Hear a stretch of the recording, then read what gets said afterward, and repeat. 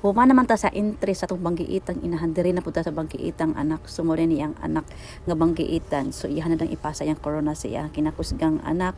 So siya ang nagluto karon guys. So for today's video, magluto ta og Big Mac. So siya ang nagluto guys, ako nagvideo bitaw ay. So shout out ani niya hod kay siya muluto guys. Tanawa ni guys kung unsa ang iyang mga technique. Og palihog na lang po kog share, and like para aware mo sunod unsa na yung lutoon niya charot o humana ni nga video guys before mo mag-react charing bitaw ay so tanawa lang ni para makabalo mo unsaon sa mga walay oven pares na mo dinhi ang walay oven gayon ani ra gyud mo ni pagluto guys o di ba matik na so man naman nagsulti ang mga kalamasan ibutang na to mga sauce og cream ayaw kalimti mo lang na siya puti-puti kay sak tungod na siya sa cream yung tangan fiestas kahit chop out tomato sauce de para mo yan na siya color, tomato sauce na siya guys.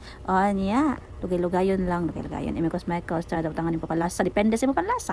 O amo ang gibutang kay sugar. So depende na sa imong panlasa diya guys. Unsa pa man imong matang sa mga mananap nga imong ibutang din ha. Nya ibutang dai nato ang pasta walay pagdugay-dugay kay kakauno na ang nagvideo kay lami na jud kayo ang iyang pagka mekos din ang dapetsa og diri lang kutob daghang salamat sa pagpaminaw og hinaot ana pa mo sa sunod nga video nato. Thank you for watching. Please like and share.